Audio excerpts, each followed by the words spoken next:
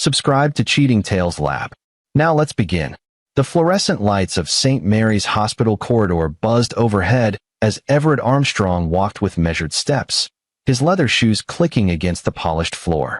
At 42, he carried himself with the quiet confidence of a man who'd built his own success from nothing.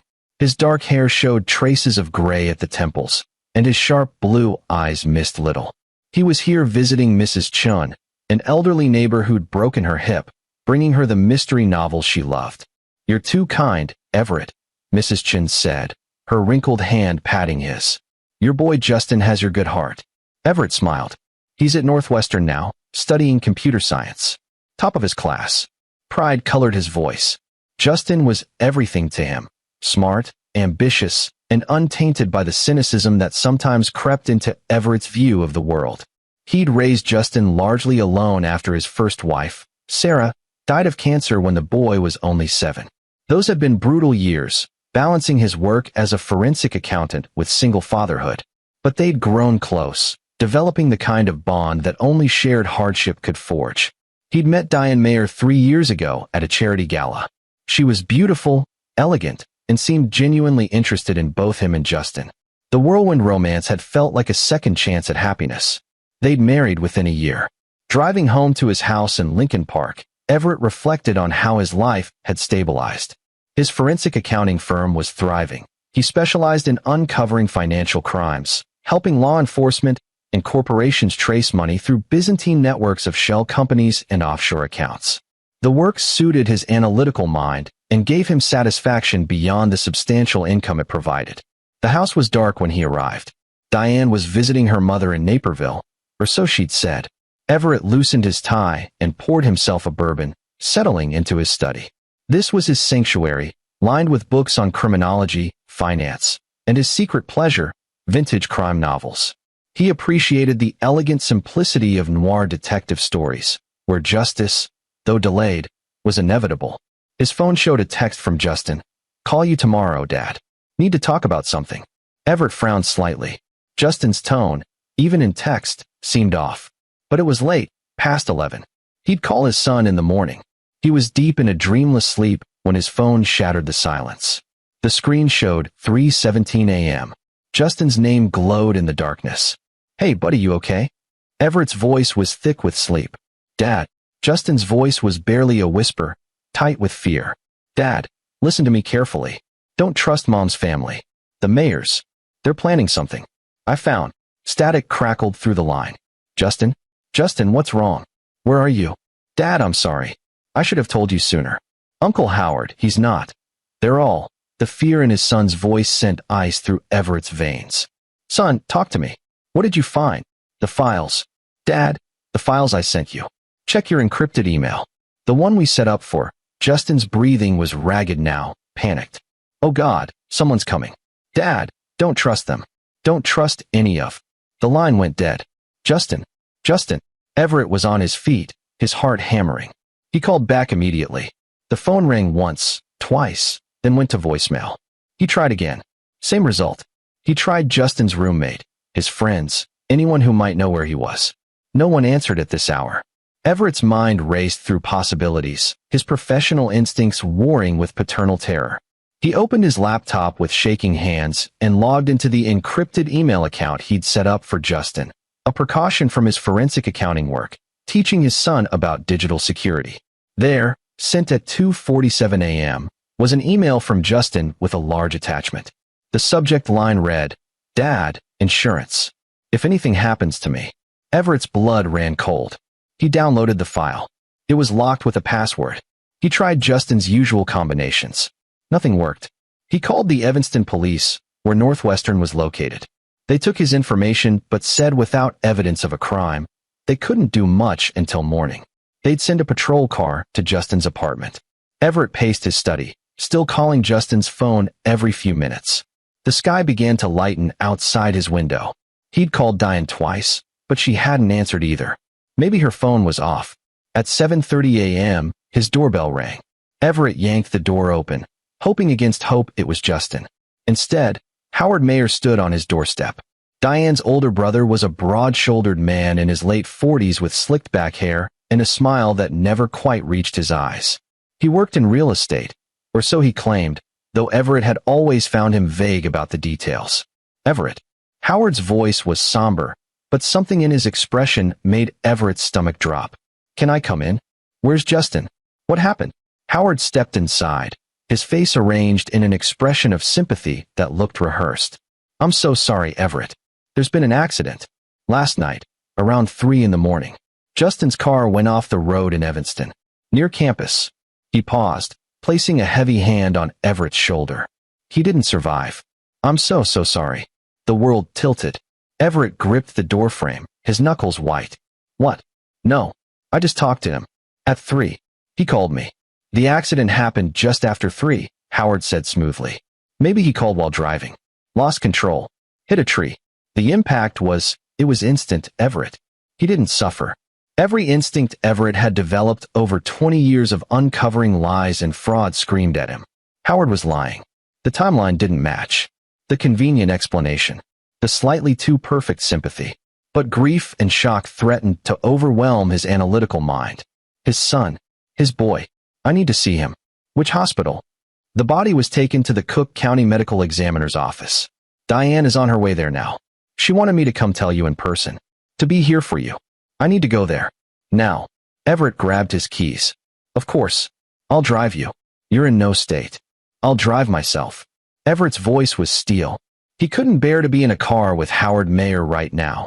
Couldn't trust himself not to ask the questions burning in his mind. As he drove toward the medical examiner's office, one hand on the wheel and the other repeatedly calling Justin's phone, Everett forced himself to think. If Howard was lying, and every fiber of his being said he was, then what really happened? Justin's warning echoed in his mind. Don't trust Mom's family. At a red light, he called Northwestern Hospital, the closest to campus. I'm inquiring about a patient, Justin Armstrong. He would have been brought in early this morning, car accident victim. Let me check, sir. A pause. I'm sorry, we have no patient by that name admitted this morning. He called Evanston Hospital. Same response. He called St. Francis in Evanston. Nothing. His hands tightened on the wheel. Howard had said the body went straight to the medical examiner. But emergency services always transported victims to the nearest hospital first, even if they were deceased, for official pronouncement and documentation. There had been no accident, which meant Justin's warning was real, which meant his son was either in terrible danger, or they'd already killed him. Everett pulled over, his breathing ragged. He forced down the grief, trying to choke him. Later. He could break later. Right now, he needed to think like a forensic accountant, not a father. He needed to find the truth. He opened his phone and texted Howard, taking some time. Need to be alone. Tell Diane I'll call her later. Then he turned his car around and drove to his office. The conference room at Armstrong Forensic Solutions was empty this early on a Saturday. Everett locked himself in and opened his laptop again, focusing on that encrypted file from Justin. His son had been studying computer science, but he'd also helped Everett on some of his cases, learning about financial investigation. What would Justin use as a password for something this important? He tried combinations of dates, names, inside jokes. Nothing. Then he remembered. When Sarah was dying, she'd made Everett promise to always protect Justin. Her last words to their son had been in Italian, her grandmother's language. Sii forte, cucciolo. Be strong, little cub. Everett typed, Sia forte cucciolo. The file opened. Inside were dozens of documents. Bank statements, corporate filings, wire transfer records, and photographs, surveillance photos of Howard Mayer meeting with various people in parking garages, restaurants, hotel lobbies.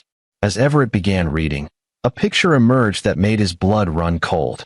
The Mayer family wasn't what they seemed. Howard's real estate business was a front. According to Justin's notes, the Mayers had been running a sophisticated long-con operation for over a decade. They targeted wealthy individuals, specifically men who were recently widowed or divorced with significant assets. The pattern was always the same. One of the Mayer women would romance the mark. They'd marry quickly. Then, through various means, staged accidents, suicides, sudden illnesses, the husband would die, and his assets would flow to his widow, who would eventually funnel the money to Howard. Everett's vision blurred with rage. He scrolled through the documents. There were at least 7 previous victims. 7 men who'd married into the Mayer family and died within 2 to 5 years. And there, in a folder labeled Current Operation, he found a dossier on himself. Photographs of him at the charity gala where he'd met Diane. Notes on his financial status, his assets, his business. A timeline. Marriage month 1 to 12. Establish trust. Year 2. Isolate from outside relationships. Year 3. Adjust insurance policies. Year 3 to 4. Execute. They were in year 3. Everett's hands trembled as he read Justin's final note. Dad, I'm sorry I didn't tell you sooner. I wanted to be sure. I've been investigating since I found some of these documents in Uncle Howard's office last Christmas. I made copies, tracked the money. They're planning to kill you. Probably make it look like suicide or an accident. I was going to come home this weekend to show you everything in person, but I think they know I found out. Howard's been watching me. Dad, I'm scared. I'm going to Uncle Terry. He's the only one who got away. Terry Drake. The name hit Everett like a punch. Diane had mentioned an uncle briefly, years ago. He'd left the family after some falling out, moved out west. She'd said they didn't speak to him anymore. Everett had never thought to investigate his wife's family. He'd been too consumed by his feelings for Diane, too grateful for a second chance at happiness, too trusting. He'd been a fool, but his son had been smarter, braver. And now Justin was either dead or in hiding, and Everett had to find out which. He pulled up a database he used for skip tracing, entering Terry Drake's name along with the limited information he had. It took an hour of searching, but he finally found an address in Bozeman, Montana. Terry Drake, age 54, lived on a small ranch outside the city. Everett booked the next flight to Bozeman, then began methodically photographing every page of Justin's file with his phone.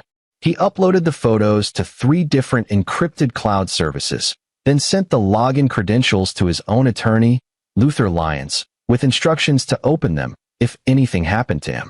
Only then did he return Diane's calls. Everett, where are you?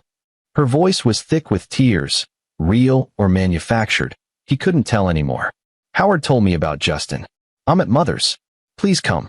We need to be together. I can't, Diane. I need time. I'm going away for a few days. What? Everett, our son just died. You can't. I'll call you. He hung up. His phone immediately rang again. Howard.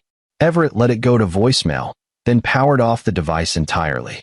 He removed the battery and left the phone in his office safe. At a convenience store, he bought a burner phone with cash. Then he went home, packed a bag, and drove to O'Hare International Airport. As he sat in the terminal waiting for his flight, Everett allowed himself to feel the full weight of what he'd learned. For 3 years, he'd shared his bed with a woman who was planning his murder. He'd welcomed her family into his home, his life. They'd smiled at him over Thanksgiving dinner while plotting to steal everything he'd built. And Justin had known, had tried to protect him, had risked his own life to gather the evidence. If his son was dead, Everett would make them pay in ways they couldn't imagine. But first, he had to know. He had to find Terry Drake and learn the truth. The ranch house sat at the end of a long dirt road, surrounded by Montana wilderness. Mountains loomed in the distance under a sky so vast it made Chicago feel claustrophobic. Everett had rented a car in Bozeman and driven the 40 minutes to Terry Drake's property, his nerves wound tight. He knocked on the door. No answer. He knocked again, harder. The door opened to reveal a weathered man with a salt and pepper beard and eyes that held the wariness of someone who'd seen too much. He held a shotgun loosely in his right hand. Terry Drake. Who's asking? My name is Everett Armstrong. I'm married to Diane Mayer. Or I was. I'm not sure anymore. Everett met the man's gaze steadily. My son Justin came to you. Or was planning to. I need to know if he made it. Something shifted in Terry's expression. He lowered the shotgun. You better come in. The interior of the house was sparse but comfortable, filled with books and hunting trophies. Terry gestured to a chair and sat across from Everett, studying him. How did you find me? My son left me files. Evidence about the Mayer family. What they've been doing. Terry's jaw tightened. So you know. Some of it. Not all. My son is missing. Howard claims he died in a car accident, but there was no accident. I need to know if he came here. He's here. Terry's words hit Everett like a shock of electricity. He's alive. He showed up 2 days ago, drove straight through from Chicago. He was being followed, but he lost them in Wyoming. Everett's vision swam. He's alive? He's really alive. He's sleeping right now. The kid was exhausted, terrified. But yeah, he's safe. Everett dropped his face into his hands. The relief, so overwhelming, he couldn't speak. His son was alive. Everything else could be dealt with, but Justin was alive. I need to see him. Soon. Let him rest a bit longer. He's been through hell. Terry poured 2 glasses of whiskey from a bottle on the shelf. But first, you and I need to talk.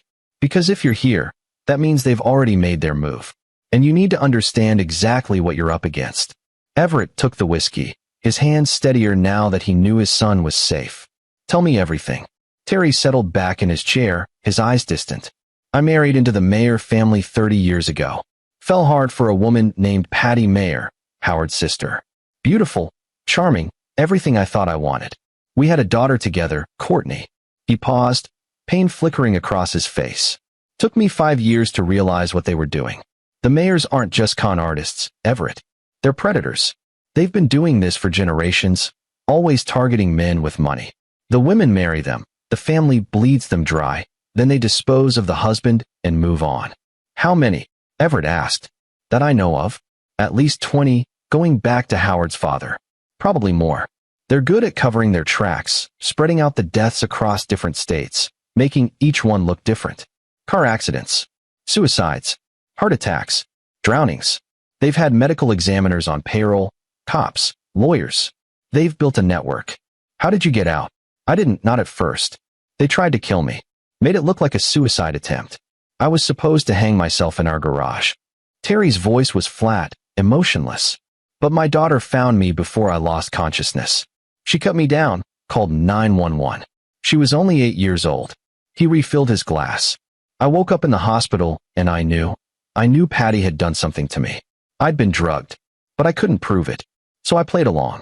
Went to therapy. Took my antidepressants. And I planned. What did you do? I liquidated everything I could without them noticing. Moved money into accounts they didn't know about. Then I took Courtney, and we ran.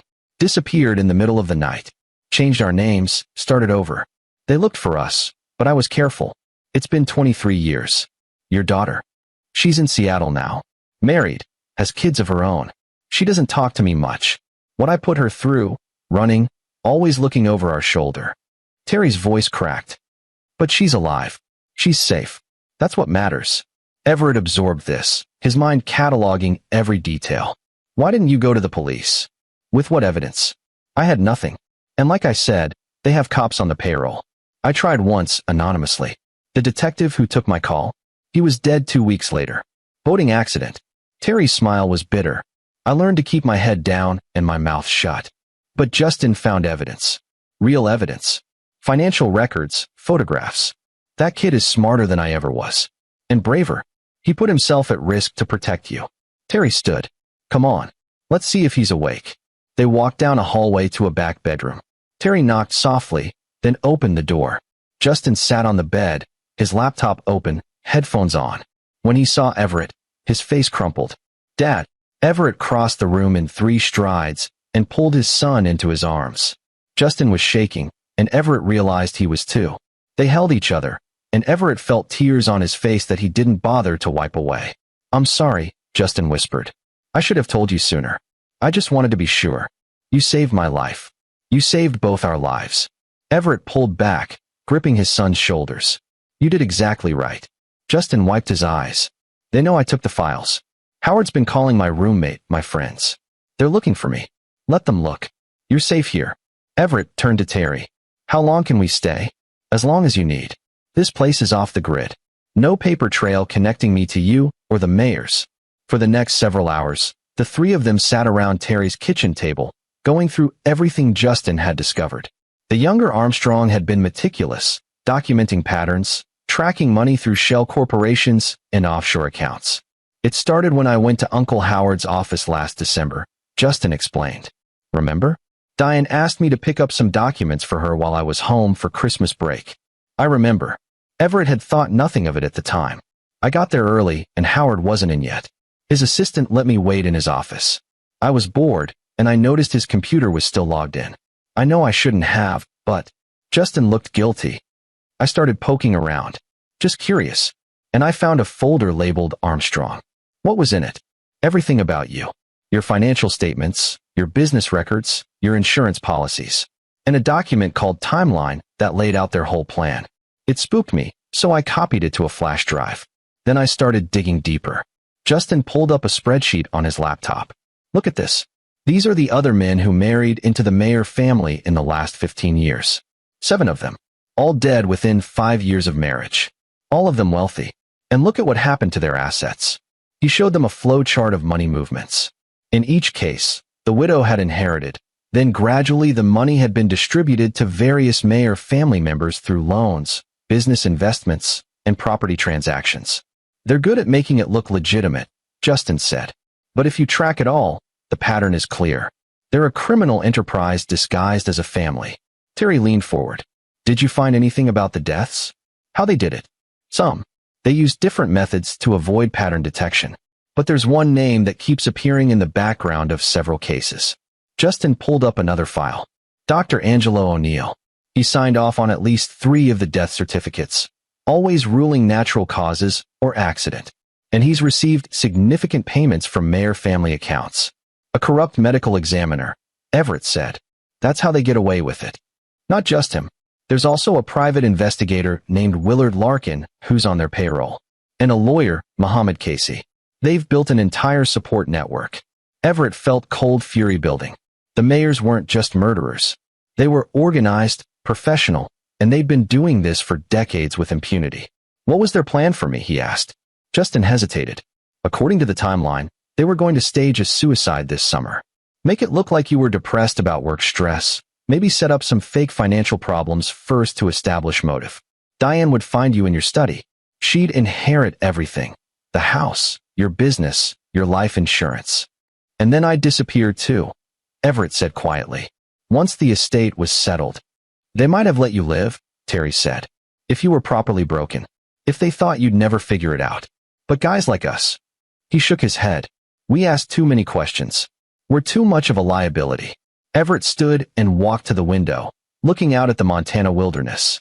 Somewhere back in Chicago, Howard and Diane were probably wondering where he was, adjusting their plans, perhaps accelerating their timeline.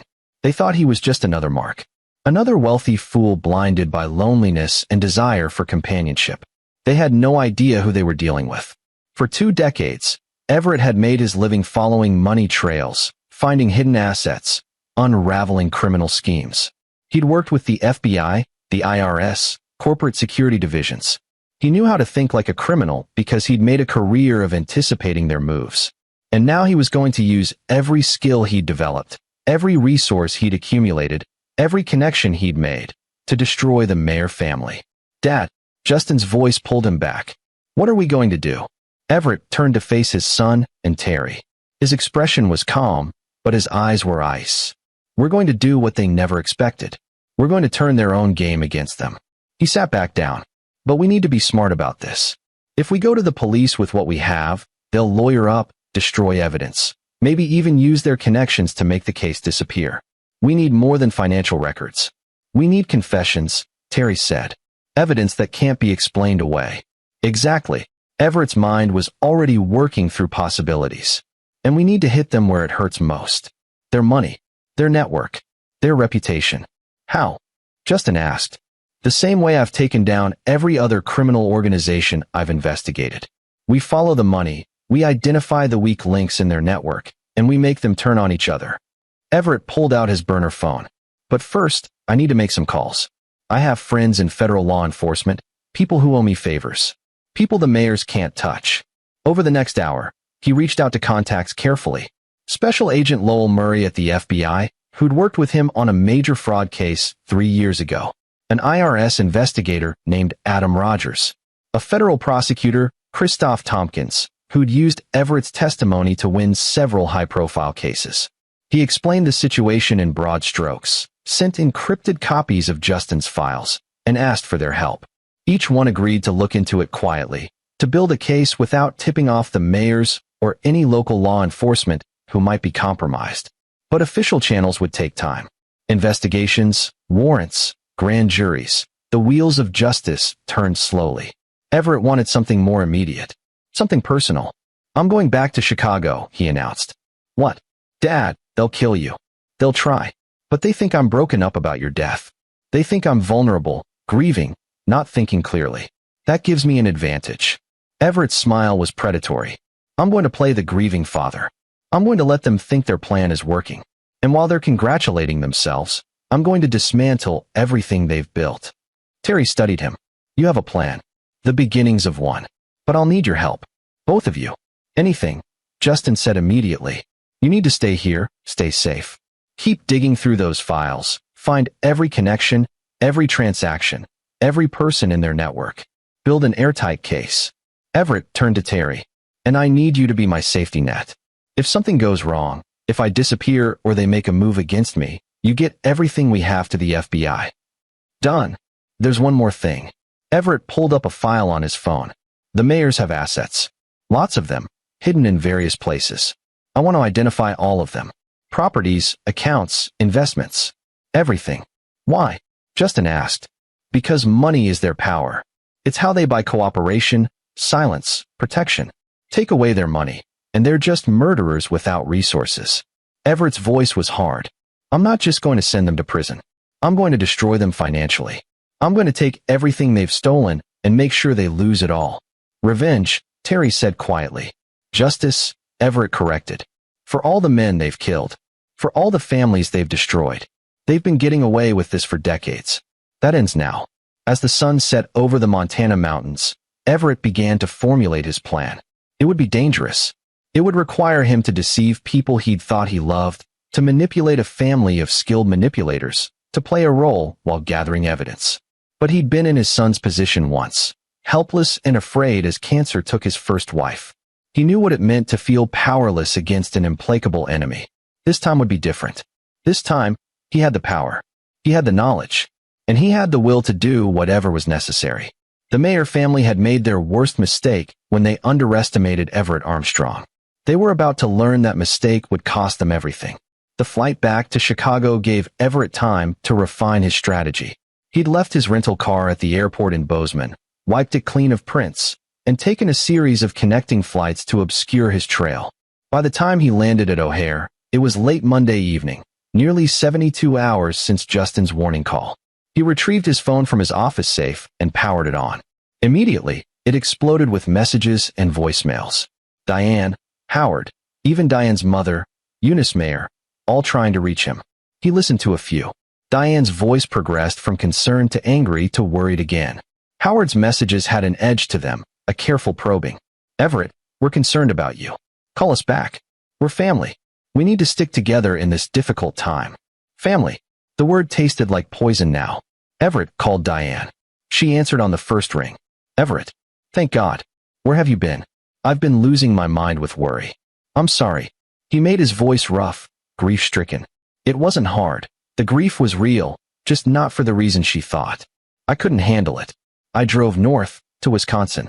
Stayed in a motel. I needed to process. Oh, honey. I understand. But you can't run from this. We have to face it together. There are arrangements to make, people to notify. I know.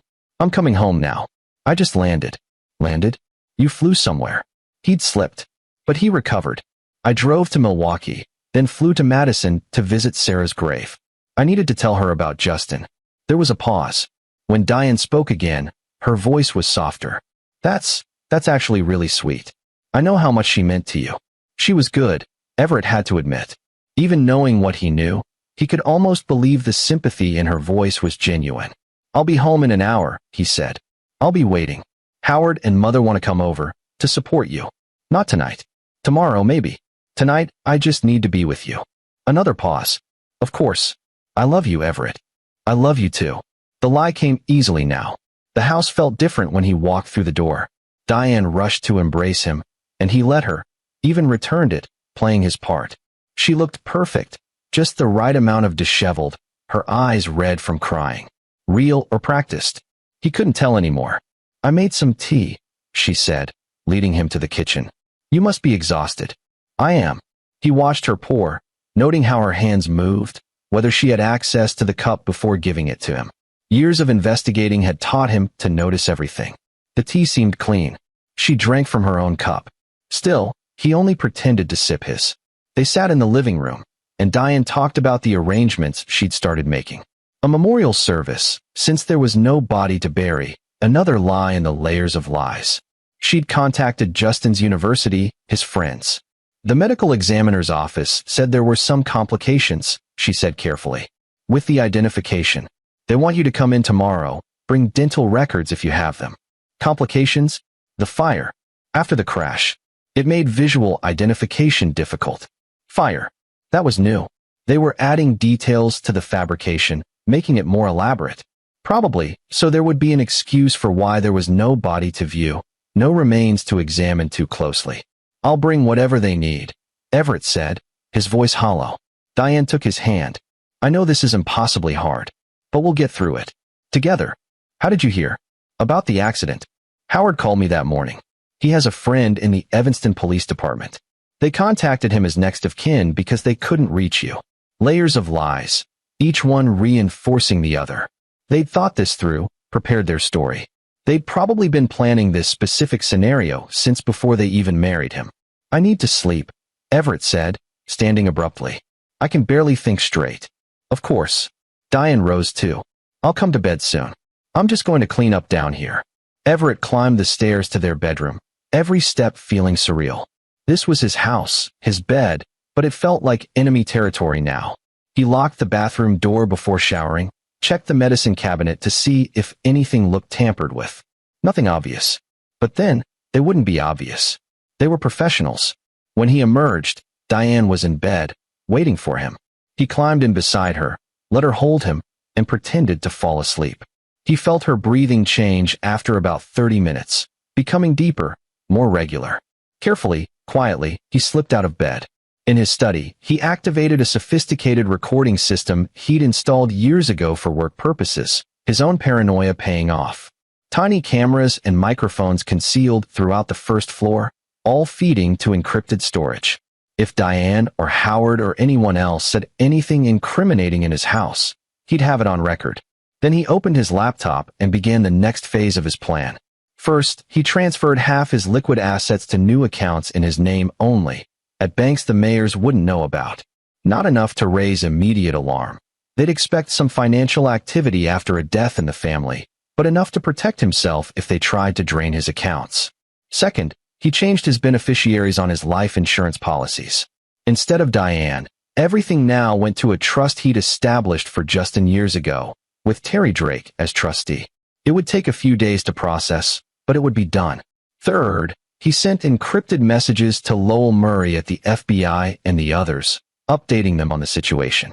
He attached files from Justin's research and requested expedited investigation into Dr. Angelo O'Neill, Willard Larkin, and Muhammad Casey. Finally, he began his own deep dive into the Mayer family finances. Justin had found the surface layer, but Everett had access to databases and tools his son didn't. He started tracing shell corporations, following money trails, identifying properties. What he found made his blood boil. The Mayers had accumulated wealth over decades of murder. Conservatively, he estimated they had assets worth $40 to $50 million, spread across real estate, investments, and offshore accounts. Blood money, every dollar of it. But wealth meant vulnerability. It meant assets that could be seized, accounts that could be frozen, properties that could be claimed.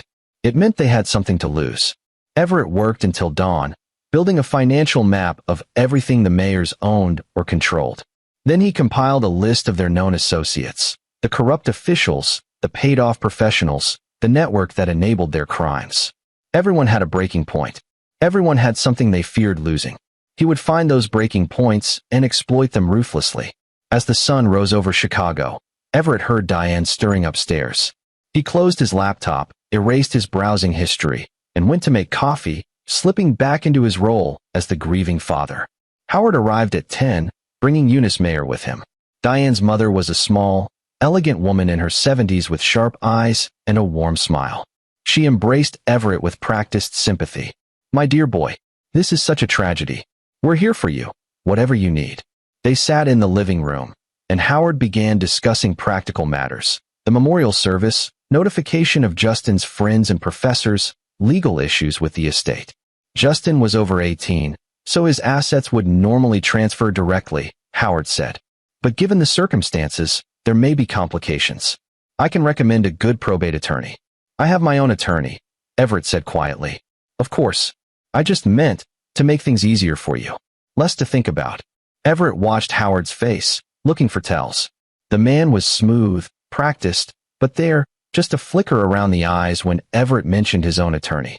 Concern. They'd wanted to control that process, guide it in a direction that benefited them. I appreciate it. But Luther has handled my affairs for years. I trust him. Understood. Howard smiled. We just want to help however we can. Eunice patted Everett's hand. You're family now, and family takes care of each other.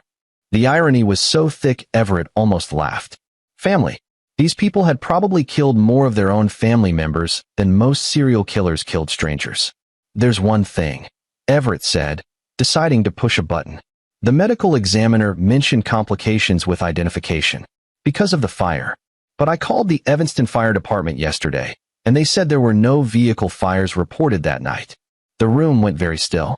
Diane's face remained concerned, but her body language shifted subtly. Howard's smile never wavered, but his eyes went flat. I must have misunderstood, Diane said quickly. Maybe the fire was minor, not worth reporting. Or maybe it was the next town over. Everything's been such a blur. Maybe, Everett said. I'm sure the ME's office will have accurate records. I'm going there this afternoon. We'll come with you, Howard offered. No, I need to do this alone. He stood, effectively ending the conversation. I appreciate you coming by, but I need some time to myself. They left, but Everett noticed Howard and Diane exchange a look on the way out. Worry. Calculation. Good. Let them worry. Let them wonder if he suspected something. As soon as they were gone, Everett went to his study and reviewed the morning's recording. There, a brief moment when he'd been in the kitchen and they'd thought they were alone. Eunice, whispering to Howard, he's asking questions. Howard's response, it's fine. Grief does that. He'll settle down. Eunice, what if he doesn't? Howard, then we accelerate the timeline. Don't worry, Mother. I've handled worse than this. Everett saved the file, backed it up to 3 locations, and sent a copy to the FBI. They were getting nervous, which meant they might make mistakes. His phone rang. Luther Lyons, his attorney. Everett, I got your email. Are you sure about these changes to your estate planning? Absolutely. Can you execute them this week? Yes, but is everything all right? These are significant changes, especially removing your wife as beneficiary. Everything's fine. Just some precautions. Can you also prepare a new will for me? I'll send you the details. Of course. After hanging up, Everett sent Luther a draft that left everything to Justin, with Terry Drake as executor. He also included instructions. If Everett died under suspicious circumstances, Luther was to immediately contact the FBI and provide them with all the evidence Everett had compiled. Insurance policies arranged. Evidence distributed. Safety nets in place. Now came the dangerous part. Everett had one advantage. The mayors thought Justin was dead. They didn't know their timeline had been exposed. They thought they had time to work on Everett, to position him for whatever accident they were planning. But they were also getting nervous. Howard's comment about accelerating the timeline suggested they might move faster than originally planned, which meant Everett had to move even faster. He made another call, this time to an old contact from his early days investigating organized crime, Rogelio Kinney, a private investigator with a flexible moral code and an impressive network of informants. Rogelio, I need information, and I need it quietly. Everett Armstrong. Haven't heard from you in years. What do you need? Everything you can find on a man named Willard Larkin. He's a PI, probably has a criminal record, works for some unsavory clients. I need to know who he's afraid of, what he's hiding, where his pressure points are. This legal? Does it matter? Rogelio laughed. Not particularly. Give me 48 hours. Next, Everett researched Dr. Angelo O'Neill. The medical examiner had been signing fraudulent death certificates for the mayors for years, which meant he was either being paid extremely well or they had leverage on him. Everett pulled the doctor's professional history, looking for anomalies. There, 3 years ago, O'Neill had faced a malpractice lawsuit that was settled out of court for an undisclosed sum. The plaintiff's attorney was Mohammed Casey, the lawyer connected to the mayors. Interesting. So the mayors had helped O'Neill with a legal problem, and now he was in their pocket. Everett dug deeper into that malpractice case, pulling court records and news articles. A patient had died on O'Neill's table during a routine surgery, and the family had sued for negligence. The case had been damning. Evidence suggested O'Neill had been intoxicated during the procedure. But the evidence had mysteriously disappeared before trial, and the family had settled for a fraction of what they might have won. The Mayers had bought O'Neill's freedom and his loyalty, which meant O'Neill had committed at least one crime they could prove, falsifying a death certificate. With the right pressure, he might turn on them. Everett compiled all of this information into a dossier and sent it to Special Agent Murray. Then he turned his attention to the properties. Justin's research had identified several real estate holdings in the Mayer name: a commercial building in Des Plaines, a vacation home in Lake Geneva, an apartment complex in Aurora. But Everett suspected there were more, hidden behind corporate names. He spent hours tracing property records, looking for patterns. A limited liability company called Midwestern Holdings LLC owned several properties in the Chicago area. The registered agent was Muhammad Casey, the Mayer family lawyer. Bingo! Everett pulled records on every property Midwestern Holdings owned. 10 buildings total, worth an estimated $15 million. Rental income from these properties likely provided a significant portion of the Mayer family's cash flow. What would happen if that cash flow suddenly stopped? Everett began researching each property, looking for violations, building code issues, tax delinquencies, environmental problems. He found plenty. The Mayers had been cutting corners, ignoring maintenance, maximizing profits at the expense of tenant safety. He compiled another report, this one detailing every violation he could find, and prepared to send it to the appropriate city and county authorities. But not yet. Timing was crucial. Over the next 3 days, Everett played his role perfectly. He met with the medical examiner, who insisted Justin's remains were too badly burned for viewing, exactly as predicted. He planned a memorial service with Diane. He accepted condolences from friends and colleagues, all while smiling on the inside at the elaborate fiction being maintained. And every night, after Diane fell asleep, he worked. Rogelio called back with information on Willard Larkin. The PI had a gambling problem, deep in debt to some dangerous people. The Mayers were likely using that debt as leverage, paying him enough to stay afloat, but keeping him dependent. He's scared, Rogelio reported. Not of the Mayers, but of the people he owes money to. East Coast guys, real nasty types. He's about 6 months behind on payments. How much does he owe? $250,000, give or take. An idea began to form in Everett's mind. Thanks, Rogelio. I might have another job for you soon. Anytime, my friend. Everett also heard back from Special Agent Murray at the FBI. The investigation into the Mayers was officially open. They were looking into the previous deaths, interviewing family members of the victims, examining financial records. But as Everett had expected, it would take months to build a prosecutable case. The Mayers had been careful, and the crimes were spread across multiple jurisdictions and years. We'll get them, Murray promised. But you need to be patient and safe. If they suspect you're cooperating with us, I know the risks. Just keep building the case. Everett, I'm serious. These people have killed multiple times. Don't do anything stupid. I won't.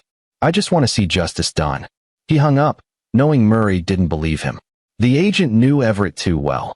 Knew he wouldn't just sit back and wait while the legal system slowly ground toward justice. Justin called daily from Montana, frustrated by his exile, but understanding its necessity. Terry was teaching him to shoot, to hunt, to survive off the grid if necessary. Your kid's a quick learner, Terry reported. Smart as hell. Takes after his old man. Keep him safe, Everett said. That's all that matters. But he knew Justin wouldn't stay hidden forever. His son had his mother's courage and his father's stubbornness. Sooner or later, he'd want to come back and face the Mayers himself. Everett needed to end this before that happened. The memorial service was held on Saturday, a week after Justin's supposed death. Over 100 people attended, Justin's friends from high school and college, Everett's colleagues, neighbors. The Mayer family turned out in force, playing their parts beautifully. Howard gave a moving eulogy about his nephew, talking about Justin's bright future cut tragically short. Diane cried genuine-looking tears. Even Eunice dabbed at her eyes with a handkerchief. Everett stood at the front of the room, accepting condolences, and plotted their destruction. After the service, there was a reception at the house. The place filled with people, and Everett moved through the crowd in a daze. Partly genuine grief for the elaborate lie being told about his son, partly calculated performance. He noticed Howard slip away to take a phone call, stepping into Everett's study. Everett followed casually a few minutes later, lingering just outside the cracked door. No, he's being cooperative. Hasn't asked any more questions. I think the service helped, gave him closure. Howard paused, listening. Yes, I think we can proceed as planned. Another month to make sure he's settled, then we execute. The suicide note is already drafted, we just need to wait for the right moment. Yes, I know. We've been patient this long. A few more weeks won't matter. Everett's hands clenched into fists. They were talking about his murder as casually as planning a vacation. He moved away before Howard finished the call, rejoining the reception. When Howard emerged, Everett caught his eye and raised his glass in a silent toast. Howard smiled and raised his own glass in return, both men playing their roles perfectly. But Everett's toast had a different meaning than Howard thought. It was a promise. I'm going to destroy you. And unlike the mayor's promises, Everett's would be kept. The next week, Everett began to execute his plan in earnest. First target, Willard Larkin, the private investigator in the mayor's pocket. Rogelio helped Everett set up a meeting, presenting himself as a potential client with a substantial payday. They met at a coffee shop in Schaumburg, neutral territory. Larkin was exactly what Everett expected, a rumpled man in his 50s with tired eyes and the look of someone who'd compromised himself one too many times. You said you needed investigative work? Larkin asked, stirring his coffee nervously. I need information on the Mayer family. Howard Mayer specifically. Larkin's face went white. I can't help you with that. Can't. Or won't. Everett leaned forward. I know you work for them, Willard. I know about the surveillance work you've done, the background checks, the dirt you've helped them dig up on their targets. I also know about your gambling debts. Who the hell are you? Someone who can make your problems go away. Or make them much, much worse. Everett slid a folder across the table. That's $250,000 in bearer bonds. Enough to pay off everyone you owe. In exchange, I want everything you have on the Mayer family. Every file, every recording, every piece of dirt you've helped them collect over the years. Larkin stared at the folder like it might explode. They'll kill me. They'll never know it was you. And even if they did, you'll be somewhere they can't reach you. I can arrange that too. Or, Everett pulled out his phone and showed Larkin a photo of himself with 3 dangerous-looking men. I can tell these gentlemen exactly where to find you and how much you owe them. They seem very interested in collecting. The photo was fake, photoshopped, but Larkin didn't know that. The fear in his eyes was real. You're bluffing. Am I? Make a choice, Willard. Right now? Work with me and start over somewhere safe and debt-free. Or take your chances with the mayors and the people you owe money to. Larkin's hands shook as he reached for the folder. I need guarantees. You have my word. And if that's not enough, you have the bonds right in front of you. Take them now, and tomorrow I want every file you have. After a long moment, Larkin nodded. Tomorrow. But I picked the place. Fine. Text me the location. Everett walked out of the coffee shop, feeling a grim satisfaction. One piece of the Mayer network was about to fall. And with Larkin's files, he'd have documented evidence of their operations, surveillance photos, background checks on victims, maybe even recordings of incriminating conversations. The next day, Larkin delivered. He met Everett in a parking garage, handed over 3 thumb drives, and took the bonds.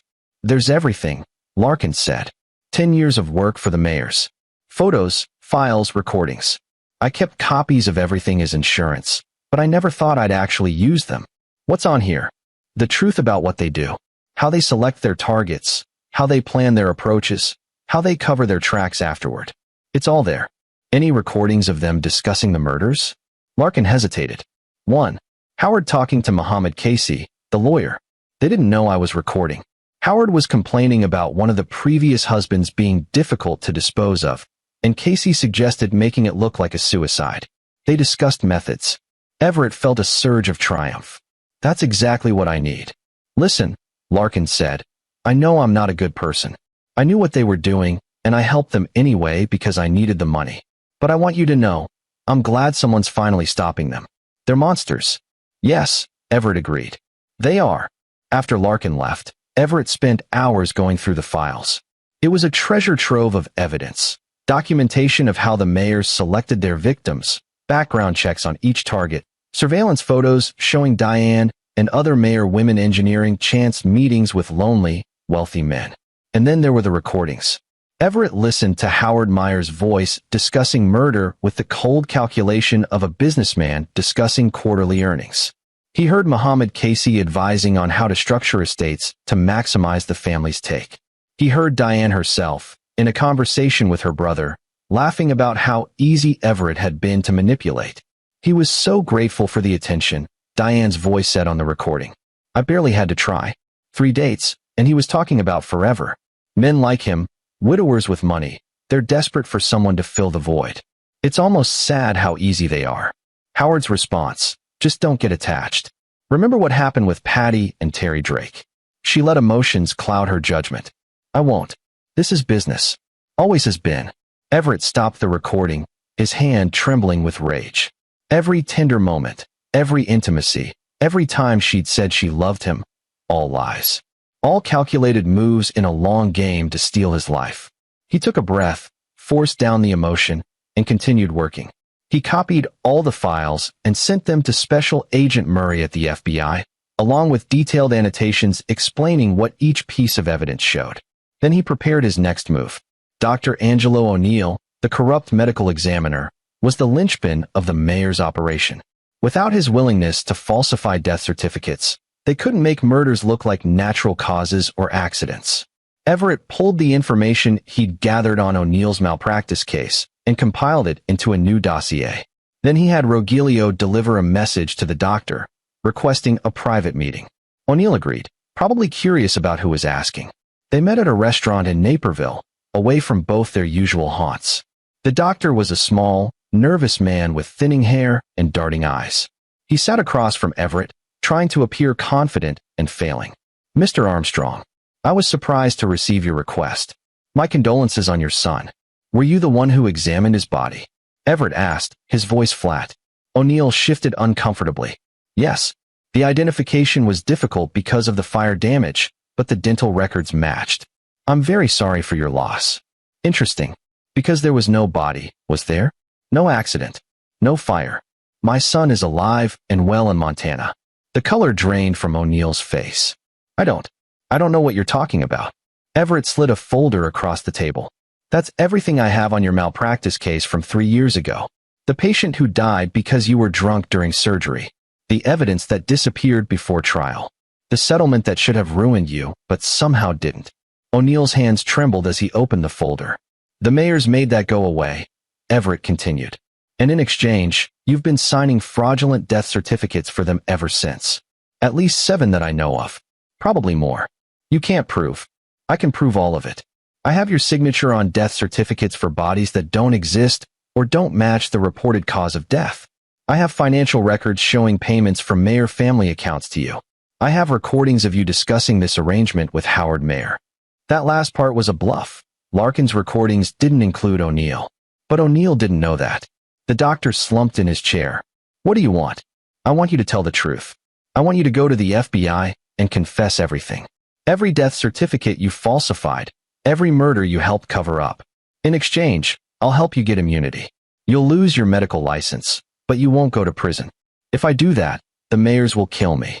If you don't, you'll go to prison for the rest of your life. And I'll make sure everyone in that prison knows you helped serial killers get away with murder.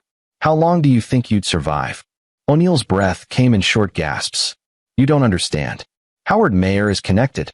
He has people in law enforcement, in the courts. If I testify against him, the FBI investigation is being handled by people he can't touch. Federal agents with no local ties. You'll be protected. Everett leaned forward. This is your chance to do the right thing. The only chance you'll get. Take it. Or I'll make sure the malpractice case gets reopened and every detail becomes public.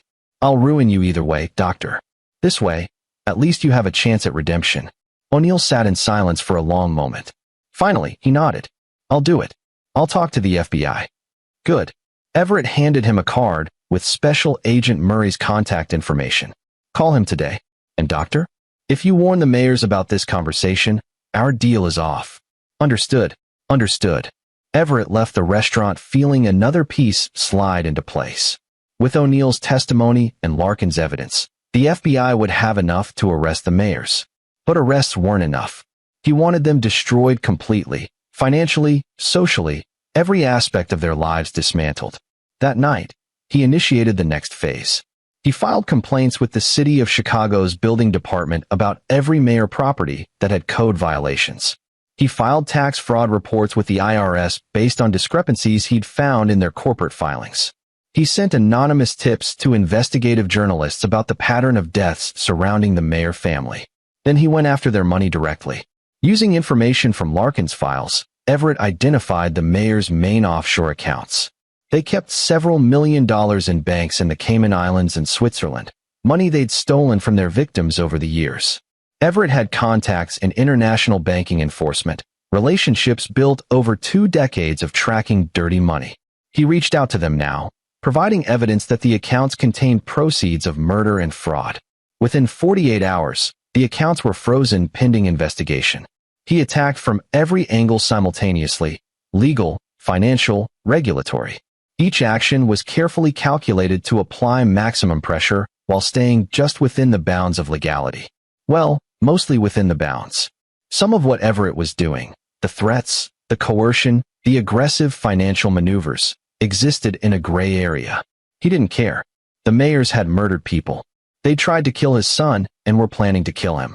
Whatever moral lines he crossed to stop them seemed trivial in comparison. For days after his meeting with O'Neill, Special Agent Murray called. "We have enough," Murray said. "O'Neill's testimony, combined with the evidence from your son and the information from Larkin, gives us a solid RICO case. We're preparing arrest warrants for Howard Mayer, Eunice Mayer, Muhammad Casey, and several others. What about Diane? We're still building the case against her. She's been careful to keep herself insulated from the actual murders. But with O'Neill's testimony about her involvement in several of the death cover-ups, we should be able to include her in the indictment. When we execute the warrants on Friday morning, that gives us 3 days to coordinate with local law enforcement and secure the properties. Everett, I need you to act normal until then. Don't do anything that might tip them off." "I understand. I mean it. We're this close. Don't screw it up by doing something reckless." Everett hung up and allowed himself a smile. Friday morning. In 3 days, the Mayers would be in handcuffs. But he wasn't done yet. Arresting them was just the beginning. That evening, Diane cooked dinner, a nice steak, his favorite wine. She'd been especially attentive lately, probably sensing that Everett was emerging from his grief and wanting to keep him emotionally dependent. "How are you feeling?" she asked, touching his hand across the table. "Better. Stronger." He met her eyes. "I've been thinking about the future. About us." Her face brightened. "Oh, I want to sell the business. Maybe travel for a while.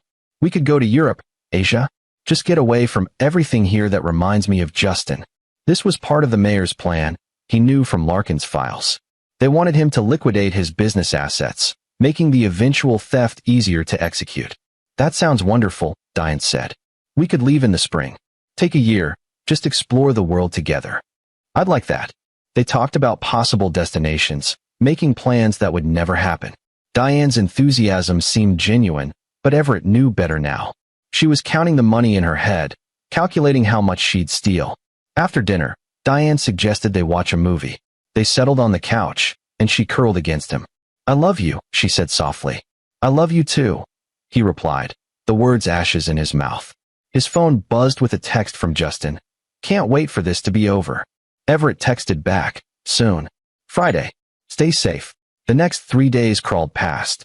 Everett went through the motions: work meetings, dinners with Diane, a lunch with Howard where they discussed estate planning. All the while, he knew what was coming. Thursday night, he told Diane he had an early meeting Friday morning and would be leaving before she woke up. "Okay," she said, kissing him goodnight. "Drive safe."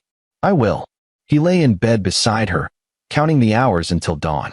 His go-bag was packed and hidden in his car: clothes, cash, burner phones, copies of all his evidence. Just in case.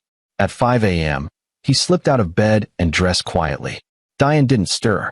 He looked at her one last time. This woman he'd thought he loved. This woman who'd planned to murder him. Then he left the house and drove to a hotel in Rosemont, where he'd watched the arrests happen remotely. At 6:30 a.m., Special Agent Murray called. "We're moving in now." Everett turned on the news. watching from his hotel room as FBI agents descended on the Mayer family properties. Howard Mayer was arrested at his office, Eunice at her home, Muhammad Casey in his law office, and Diane was taken into custody at Everett's house, still in her bathrobe, her face shocked and furious as agents led her to a waiting car. The news anchors reported that federal authorities had broken up a long-running criminal enterprise involving multiple murders. Details were still emerging, but sources said the case involved a family that had been killing people for their money for decades. Everett watched it all with cold satisfaction. But he wasn't done. While the Mayers sat in federal holding cells, Everett executed the final phase of his plan. He'd arranged for every piece of evidence about their crimes, the recordings, the financial documents, the surveillance photos, to be released to the media. By Friday afternoon, the story was everywhere. Cable news ran segments about the Black Widow family. Newspapers published exposés with photos of the victims, timelines of the murders, interviews with the families who'd lost loved ones. The Mayers were destroyed in the court of public opinion before they ever set foot in an actual courtroom. And their money. Everett had arranged for every asset to be frozen, seized, or tied up in civil lawsuits from the victims' families. Properties were placed in receivership. Bank accounts were locked. Even the personal belongings in their homes were subject to asset forfeiture. By the time Everett was done, the Mayers had nothing left but the prison jumpsuits they'd be wearing for the rest of their lives. 6 months later, Everett sat in a federal courtroom and watched as the Mayer family was sentenced. Howard Mayer, life in prison without parole for 8 counts of murder, plus additional charges of racketeering, fraud, and conspiracy. Eunice Mayer, 40 years for conspiracy to commit murder and racketeering. Diane Armstrong, 30 years for conspiracy to commit murder, fraud, and accessory to murder. Muhammad Casey, 20 years for conspiracy and obstruction of justice. Dr. Angelo O'Neill received immunity for his testimony, but lost his medical license permanently.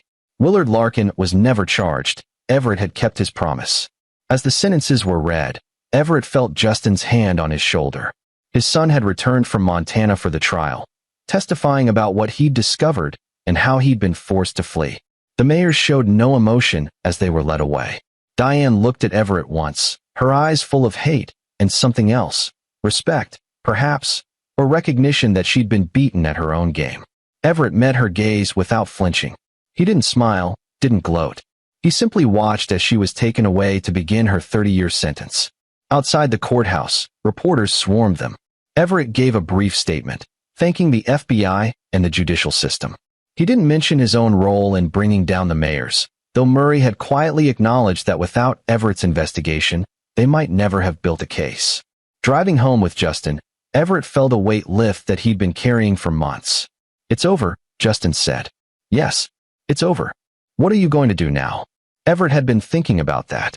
"I'm selling the house. Too many bad memories. Maybe buy something smaller. And I think I'm going to shift my business focus, work more with law enforcement, help them investigate cases like this. There are probably other families like the Mayers out there. Other people who need justice." "That sounds good, Dad. What about you?" "Back to school. Actually, I've been thinking." Justin smiled. "Maybe I could join your business. You taught me a lot about investigation. I'd like to learn more. We could be a team." Everett looked at his son, no longer the scared kid who'd called at 3 a.m., but a young man who'd shown remarkable courage and intelligence under pressure. "I'd like that. I'd like that a lot." They drove in comfortable silence for a while. Then Justin asked, "Did you ever love her?" "Diane." Everett considered the question. "I loved who I thought she was. But that person never really existed. She was always just playing a role. I'm sorry. Don't be. She taught me an important lesson. Trust has to be earned, not given freely. And the people who truly deserve our trust prove it through their actions, not their words. Like Terry Drake. Like Terry. And like you, son. You saved my life. I won't forget that." Back at the house, soon to be his former house, Everett found a letter waiting for him. It was from Terry Drake. "Everett," it read, "I heard about the convictions. Congratulations. You did what I never could. You made them pay for everything they've done. My daughter called me after seeing the news. We talked for the first time in 5 years. She said she's proud of me for helping you and Justin. It's not much, but it's a start. Thank you for giving me a chance to do the right thing, even if it came 20 years too late.